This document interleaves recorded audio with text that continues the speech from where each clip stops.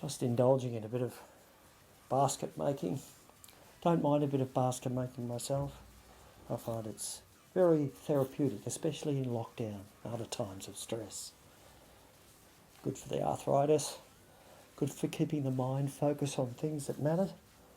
Very practical too. What's not to love about a beautifully handcrafted basket, eh? You can carry food in it, carry bundy in it. You'd probably carry vaccines in it to help when you're distributing them to the clinics. On your health service, you're doing a great job. Probably a little bit small and flimsy for the average relevance-deprived ex-politician's ego, but they're very useful for another hobby of mine, collecting clocks. Got a beauty here for you. Feel the quality of that. $2 shop just down Darlow Street from Bertoni's. Very useful for getting these sent away to the right places. There'll be that nice young collection boy from Uber deliveries at the door. Cheap as chips, $2 an hour. Thank God for the Accord, eh? Otherwise I might have to pay union rates. Anyway, back at a jiffy.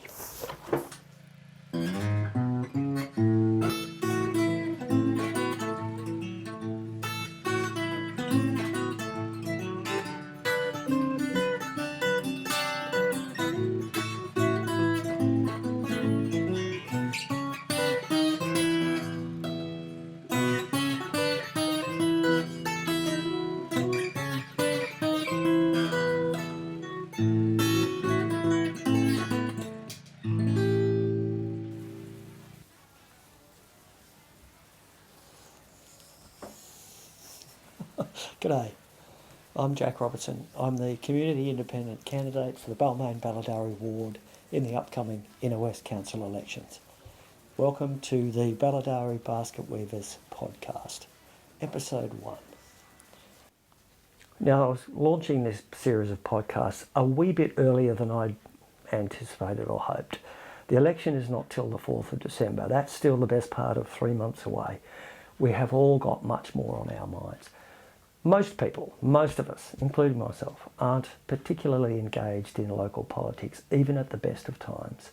Right now, we are in the middle of a genuine crisis of the kind that we are all learning about and learning how to deal with as we go. The last thing on anyone's minds right now is, or should be, part-time local council politics. However, the next couple of days, there's some important things coming up at the Inner West Council. Tomorrow night, there'll be a vote to elect a mayor.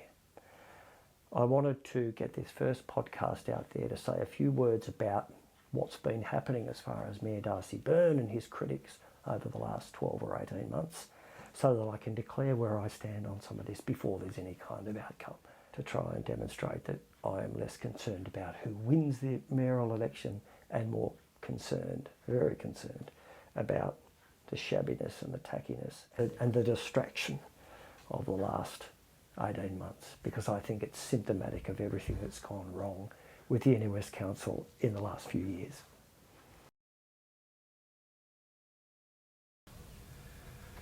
So the short answer is it is more of the same old internecine left on left inner city politics fighting over turf, right? Of control of the council and so on. It's been going on for decades, way back to the split of the Labor Party in the 50s and probably before that. That's the short answer. So the longer answer is more complex, and it involves a couple of really significant material political litmus tests or indicators that matter for us here in Balmain going forward. Those two components are the long and ongoing development process for industrial land over in Marrickville on Victoria Road, which is one part of this, and the other component is a bit higher level. At state level politics, it is an upper house parliamentary inquiry into an Office of Local Government run fund called the Stronger Communities Fund, which arguably is sort of a bit of a slush fund for re-election of the state government in 2019. Those are two bigger picture elements here that are forming that form the fulcrum together of what's going on with our mayor, and I'll try and explain why.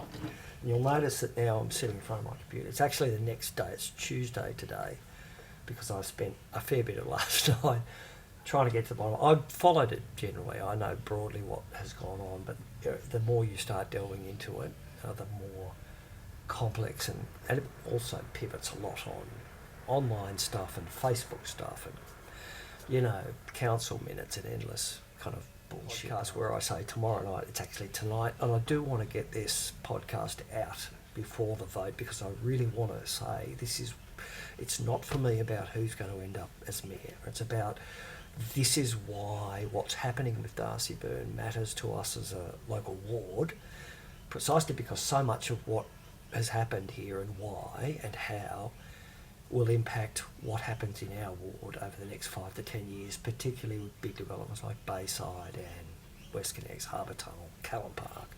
So it's a good opportunity. So this is all a bit agricultural. These podcasts will get better. Partly, I have to say, this is also a little bit of a job pitch, in the sense that I don't mind delving into this stuff. It just takes a lot of time. I'm happy to do that. That's a part of a councillor's gig, is to get into the detail of this and then be in a position to present it to ratepayers who've all got better things to do. So I'll try to follow those two threads through kind of to completion individually, because they overlap. On the development side, it revolves around, and this is what kicked this all off really, it revolves around a couple of big developers, Danius and Togo. They're in partnership developing, or they've been interested for 5, 6, 7 years in developing industrial land on Victoria Road over there in Marrickville, just down from Memorial Park, into residential development.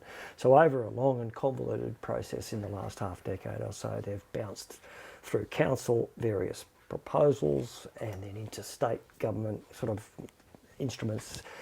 It's involved our councils amending the LEP, amending the DCP, putting it out for public interaction and engagement, submissions. It's, you know, at various stages, council staff have said it's not ready, the proposal's not ready to go to public tabling yet. Came to a head in sort of late 2018, August, where staff said, okay, this planning proposal for a specific component of a bigger precinct development, there's 30 odd hectares over there, that Toga and Danius and others, Mirvac's a bit interested, and a few others, but there's one particular development that's sort of got a concrete proposal, Wicks Place, it's sort of down towards Wicks Park. They're selling it off the plan. You can go and have a look at it online. It's a bit of a hipster's dream, or lots of wholesale. It's rezoning. It's residential apartments, upper end, pretty flash, but it's also artistic hubs involved in this. There's business precincts and so forth. So go and have a look at it online. It's, as I said, very hipster's dream. It's relevant to us here because it's the sort of thing that's been going on here, and it's particularly what's going to happen in Bays West and places like the old White Bat Power Station and the Bays West Precinct development and other parts of our ward. And it's already going on, right?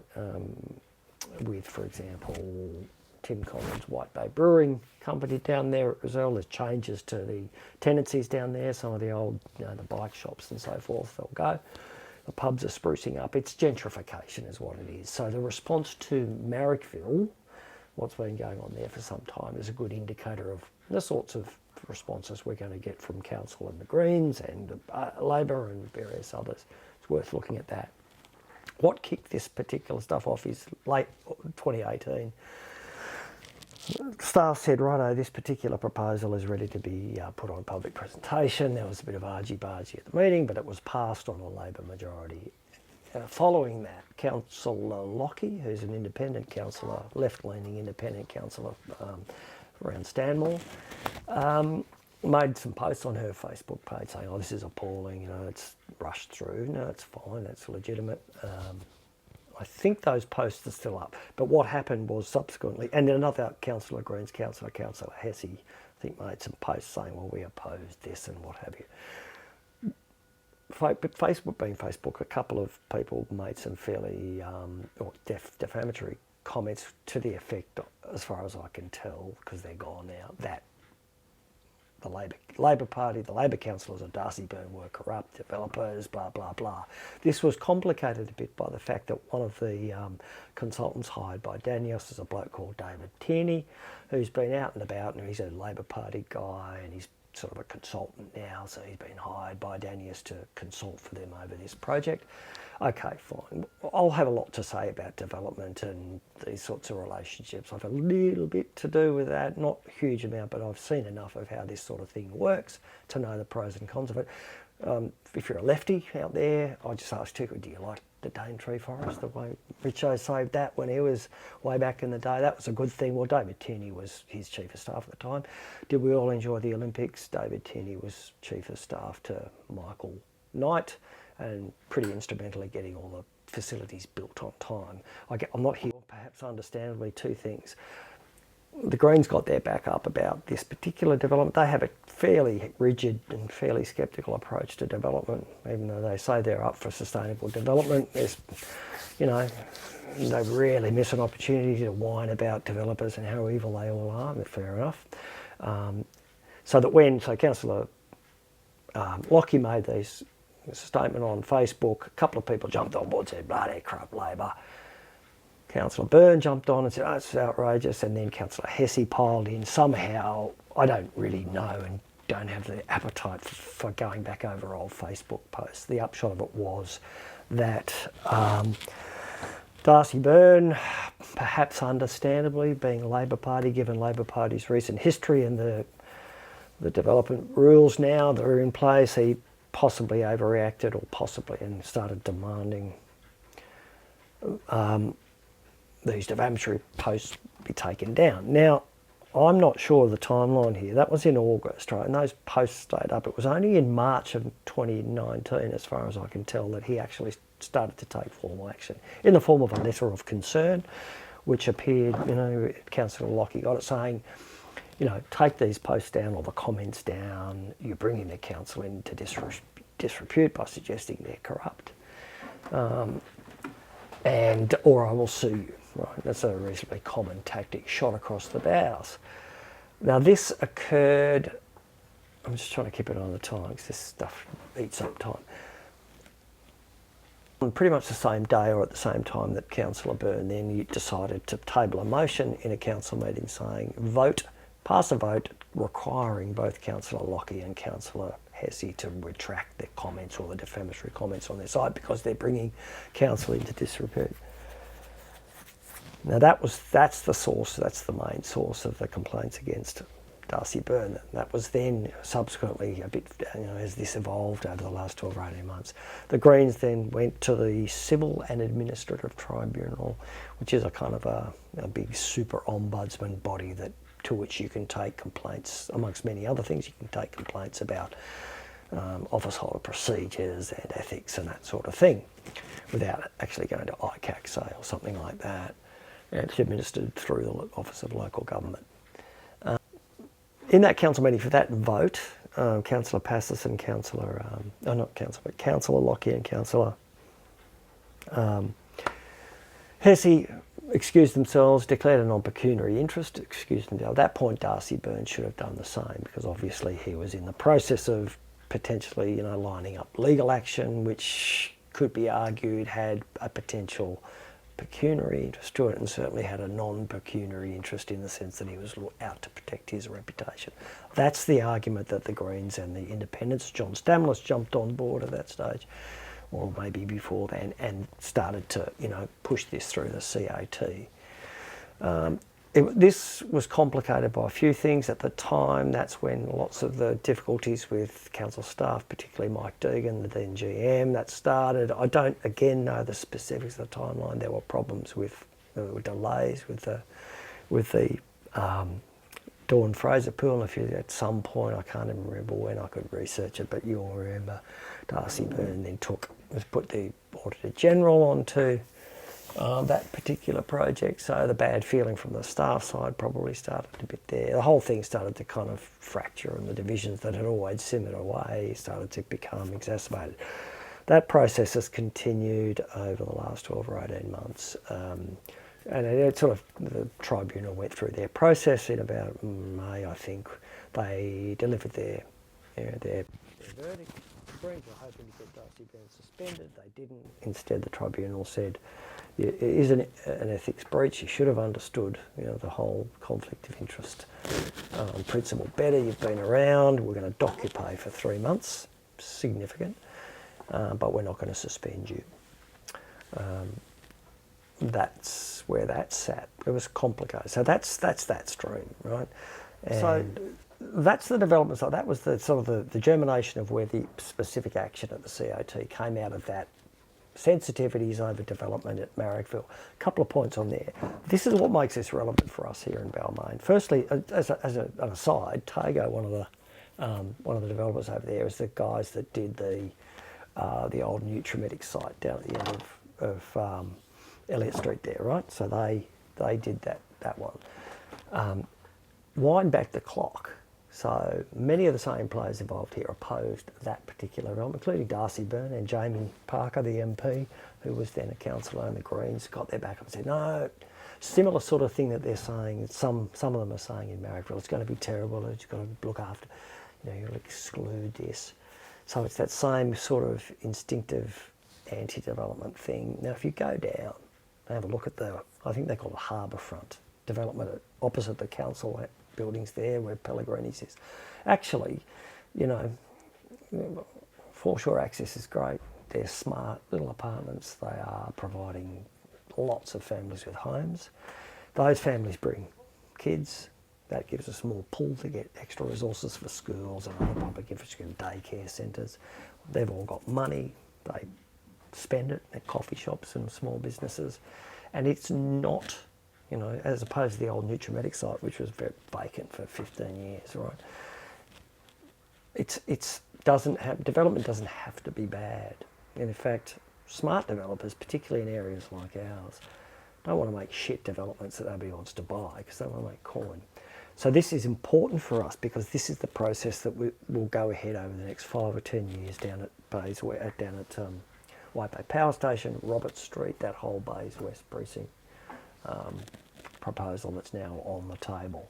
And how we negotiate a project like, say, Marrickville Precinct, how the IWC handles itself and deals and negotiates and leverages advantage for us over there is how it may play out here for us. And I think that the approach that a particularly sort of instinctively anti-development council, which is often what you get if the Greens get domination of it, we've seen that in the past, it's not necessarily in our interest as a council. It certainly ends up with us being blindsided. So, for example, for many years, we had a Greens-dominated council, of which Councillor Byrne was part, as a Labor Party, who just couldn't get it sorted at the Tiger site. So what do we end up with? Probably we're going to have a hole in the ground for 5 years, right? Again, it's part of this thing I say, use it or lose it. You've got to be a bit more realistic and flexible. So if Councillor Lockie, I respect it, comes up and says this is appalling to put this development through to the next stage, well, they've jumped through every frigging hoop in the book, right? And the council staff are finally saying, okay, we can work with this. I just think that we risk. So that's one of we risk playing ourselves out of the planning and strategic management game by just adopting a slightly uncompromising approach. Anyway, that's one of the reasons this particular stuff with the mayor is of relevance to our ward representation going forward. That's what I think. The other stream of this going on while all this was going on, and it gets very messy and complicated and overlapping, it has to do with amalgamation. So 5, 10 years ago, 8 years ago, the Baird government said we're going to force amalgamate. I've done a post on amalgamation, you can go and look at that. The upshot of it was that part of the sweetener, or part of the deal for forcing a council like our 3 councils to amalgamate, was that the government would allocate some funding to cover costs. That was in the form of the first round of funding through a fund called Stronger Communities Fund, administered via the Office of Local Government, and we got $5 million for each of the 3 councils, plus $10 million overall for the big council to get on with it. That was back in 2017, 2018, whenever it was. all good and well. What happened in 2018, with an election coming up, is that the state government then allocated another $250 million to that same fund with the express purpose of being for specific projects. It was called the Tide Tier Rounds or something. Specific projects in those new amalgamated councils designed to then continue on that process of making amalgamation work. Great, fair enough. Never say no to more money. Problem was that was sort of made available around about 2018 and so at some time. Forgot to tell some of the most important councils. Didn't tell Inner West Council, didn't tell Canterbury Bankstown next door, and some of the other bigger councils. That money got allocated quite quickly, or some of it, a lot of it, and in some cases without very much due process, or that was the accusation. So, for example, and it got allocated, the guidelines were changed to include eligibility for those councils that didn't amalgamate but were affected by it, right? For most, egregiously, Hornsby Council, which wasn't forcibly amalgamated, but the boundaries changed, I think, were allocated, I think, $90 million very quickly with very little paperwork. Phone calls within the space of 2 or 3 days, and they used it to build parks up there or something. Maybe they're fine projects. Who's the mayor of Hornsby? Well, happens to be Phil Ruddock, Liberal Party statesman. Obviously, over time, this got people's backs up, including in Parliament House, where the Greens and the Labor Party, on one of the standing committees there, forced an inquiry into it, which you can see online. It's been going on for the last 12 months or so, 18 months. And they discovered, their first report's out, have a read of it, they discovered that something like 90 to 95% of that $250 million funds were allocated to seats or councils where seats or constituencies were either Liberal Party dominated or held, or marginal, right? So it was all a good case to make that it was a bit to do with pork barrelling ahead of the 2019 election. And we didn't know about it. Now, Darcy Byrne, our mayor, and Cal Ashford, who's the mayor of Canterbury Bankstown, next door to us, found out about this towards the start of, I think something like middle of 2020, March 2020, May, when the press either appeared on the Channel 9 news, journalism doing its thing, or the press started ringing, and initially a bit gobsmacked, and there's no second round funding. Subsequently, obviously found out that had been neglected to be told about this, as Darcy Byrne subsequently made plain in his submissions to the inquiry and his appearance at the public hearings, that we might have been reasonably expected to secure something like $25 million of that $250 million, and that might have gone a long way towards paying for an upgrade at Leichhardt Oval, or the aquatic centre upgrades and various other stuff that had gone on. Where this comes into play in terms of the mayoral shit going down, but also the future for our ward here, is that a lot of outrage with the committee, rightly so. The committee that pursued this slush fund is chaired up by David Shoebridge, Green. The Greens made a lot of noise about the slush funds. This was in parallel with stuff going on at federal level and the sports infrastructure funds that cost Bridget McKenzie her job.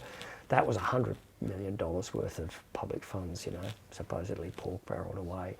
In this case, it's $250 million. You probably remember recently, in the last 6 months or so, Gladys Berejiklian under the pump and saying things like, oh, well, pork barrelling is a part of politics. Okay, that's a headline grabber for sure. She's right, probably, but, Anyway, so the upshot is that a big part of this process has been Darcy Byrne, as mayor, as probably, going and advocating for the council, saying this isn't fair. You've dudded us of potential funding, and we're one of the most hard done by amalgamated councils and so forth. My point about this is that the Greens councillors and the Labor councillors on this particular issue are in furious agreement, right? They absolutely agree on this. And it's pretty clear. If you go and read this, have a look at Darcy Byrne's submission.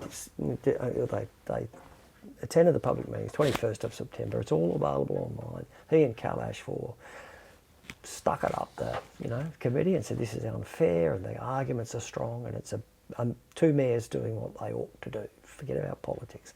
And and Colin Hessier himself says I'm absolutely in agreement with the mayor on this. I'm sure Pauline Lockie probably agrees too. Let's fight the good fight as a unified council. Politics be buggered. Importantly, the government's on the back foot on this, right? Gladys, as I said, has said, oops, they know that this was a bit egregious, even as pork barrelling go, right? They concede that it's dirty look. It's messy, right? This sort of thing is a great opportunity for us as a council to go to the state government and say, okay, we've got you over a pork barrel. What are you going to do for us, right? We get it, right? Now, importantly on this, there's another factor in here, and that is that one of the key figures involved at the OLG, who was administering this little fund, who was just taking instructions, as he in his own testimony, from the Premier and the Deputy Premier. Where do you want the money? Okay, off it goes, without much paperwork. That is a bloke called Tim Hurst. He headed up. Now, and the complication here is that the OLG also sort of oversees the CAT, the Administrative Tribunal, which has just kicked Darcy up the arse. So this is all going on at the same time. At some point, Darcy made a bit of a blunder and said, "Oh, you're only going after me for this ethics transgression because I'm sticking it up here at the committee." That was probably a bit silly, and he retracted that when Tim Hurst was able to demonstrate that the CAT had decided to take action, stoked by the Greens and John Stamos, the Independents, prior to this thing blowing up. Not a good look though. So there's a lot of cross purposes here, a lot of potential for defaming. I'm not defaming, I respect the CAT tribunal. And all of this added into it became an opportunity, and fair enough, the Greens, an opportunity for the Greens to say, we can take control of the council maybe, or we can leverage this and make Darcy look bad, or get, let's get him kicked out and we'll take over the mayorship again. That's politics. But, right, and John Stamos jumping in there, by this stage he and Darcy can't work with each other, and Darcy's getting noses out of joint with GMs by putting the Auditor General in, right? This brilliant opportunity to just poke the likes of Andrew Constance and Stokesy and Perrottet and Gladys and these guys and say, aha, we've got you. What are you going to do for us, right? And it's a negotiation. You say, righto, you've really dudded us on this second round of funding and we can make a lot of noise, or we can leverage some stuff from you. We can say, what are you going to do for us with the Tiger site? What are you going to do for us with, for example, you could say to Constance, okay, we probably realise that West Harbour Tunnel's going ahead. We want best practice, water maintenance, quality monitoring. We want you to triple down. We want shit tons of extra recompense for people who've lost their houses. We want shit tons of extra, stick everyone up in a 5-star hotel for 3 months while the tunnelling's going on. I mean, that sort of thing. It's negotiation, right? That was the opportunity, had the council been unified. Instead, the absurdity of this is that they have managed to take this golden, and I'm speaking from the point of view if you're a lefty, right? If you're a Green, if you hate developers, if you hate Labor, if you hate big business, big evil, big end of town, right? If that's what you do, this is a golden opportunity to leverage that and say, But instead, what they've done is they've somehow managed to turn this into an opportunity to go at each other's throats. They're probably going to ditch Darcy, and whatever you want to say about Darcy, he's the sort of guy that will take it up to Stokes. He'll take it up to Constance because he speaks their language. So instead, in a big way, the LNP's probably got off the hook, at least. Now, I'm not, again, this is higher level stuff, but from the interests of us, as a ward in particular here, we're going to have to negotiate over the Bays West Precinct strategic plans. Big plan out there, and there's lots of stuff that lots of people want to do. down around Rozelle, down around the power station and so forth. There's a bucket we could have snared out of this. We want ship-to-shore power for the cruise sector. If you're going to bring the cruise liners back, no noise, no diesel fumes up there, at East Balmain. Give us electric buses, give us ferry stops, give us X, Y, Z. We could leverage it to say, yeah, we get it, there's going to be residential development, we don't want any more cars. So tell Harry to ring them off and, Lang or whoever else wants to come and build stuff here. You have to come up with a different car plan or some sort of limited car plan or big underground car parks. You can use these missteps or potential perceived missteps from higher level governments to get what's best for people in a practical sense, but only if you are on the same page.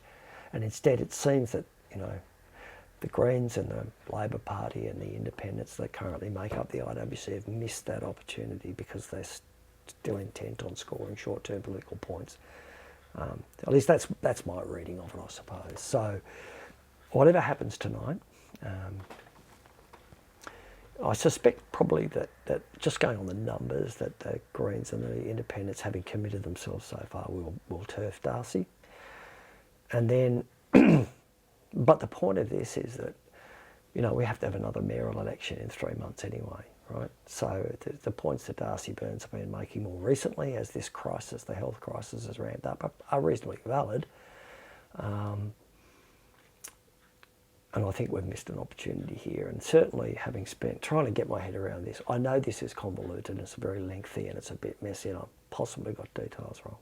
The other aspect of this, the final bit that I'll say, is that as part of all of this, notwithstanding that I'm sure people have been genuinely offended and generally felt a bit intimidated by some of the nastier stuff from commenters online, Facebook commenters, less so than the councillors themselves, I think there's been quite a bit of confected offence and quite a bit of Darcy getting offended about some, nobody trolls online calling him corrupt, and perhaps Councillor Lockie, certainly Councillor Hesse, who's been around a bit longer, right? He should be a bit tougher than this, getting all offended about, I hate being bullied. Well, come on, mate. Less so perhaps for Councillor Lockie, who's a bit newer, he's independent. I'm not belittling that. It is a reminder that Facebook is a frigging nightmare, right? There's a lot of bored people right now in particular who've got nothing better to do than say stupid things online. This isn't the greatest summary of this circumstance, I know, and you should go and have a look at some of the documents, and I'll try and put it up. But I did want to get something online quickly before the vote goes ahead, because these two things, they're very, very indicative. What will come out of tonight, whoever wins, is there'll be just more division of business. If Darcy gets toppled, okay, you can say goodnight to the Labor Party and the Greens working together over the next couple. If he doesn't, then the same old thing. And where John Stamler sits in all that coming out of this, I don't know. But we're going to be back at the same space in 3 months' time with a full election and another mayoral kind of vote anyway. By way of declaration, I don't really know which way I'd vote for a mayor if you elect me, if I'm one of those council bums sitting there. And I'll try to make it clear over the next couple of weeks and months with these podcasts what my thinking is. I'll talk a lot more about development as well. I'm a little bit more pro-development probably than most of the councillors at the moment. But I'm like the Greens, I'm pro-sustainable development. It all turns on what you mean by that, doesn't it? So I'll do my best. Sorry about the length of this bit. I'll finish up with some stuff I did yesterday. I'll try and edit this down. I will get better at this. Those people, I can work with most people.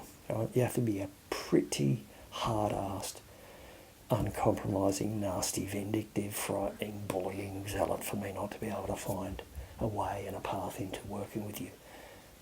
I think what we lack most of all in our council representation is the capacity of 3 councillors who can work together.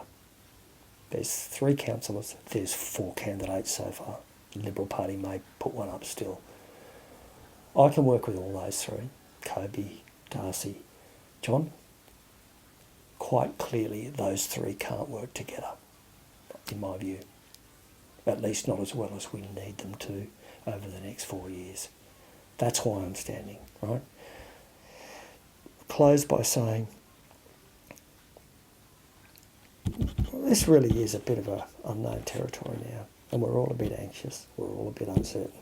Our leaders, in particular federal, state, and at all parties, federal, state and council, at all parties, right? I don't doubt for a second that every one of them is doing the best they can. No sane politician in a democracy wants to deliberately fuck up a crisis response, right? They're not doing this deliberately. You can have a go at them. You can hate Scott Morrison. You can hate Gladys Berejiklian. You can hate Daniel Andrews if you're in Victoria. You can hate Albanese. You can hate Anna Palaszczuk. That's all good and well. That's healthy, you know. Don't for a second think that anyone in this country is trying not to do their best to keep us safe. All right? And I think it's a time where you need to just keep that perspective, right? Because we're all flesh and blood. We're all flawed, and this is a really difficult problem to solve. Economically, health-wise, economically, businesses trying to do the best they can. Small businesses are busting a gut to stay afloat. Unions are doing the best they can. Public servants are doing the best they can. Councillors are doing the best they can. Mums and dads, teachers. Thank God for teachers. Pay them more, right? Thank God for shelf stackers. Thank God for package deliverers. Thank God for nurses. Thank God for carers. You know what I mean? You find out the jobs that really matter. This sort of stuff. Bullshit jobs. Self-perpetuating bullshit jobs, as the Australian writer Guy Rundle memorably calls this sort of thing. Information policy, media, the journalists. We could all fall over tomorrow as long as somebody keeps stacking the shelves, delivering our parcels, looking after our kids. Okay? Let's all take this as an opportunity to have a look at ourselves and our own role in the community. Go Jack. And maybe come out of this with a bit more sense of joy as well. Sense of joy. I'm going to try and keep these funny and fun.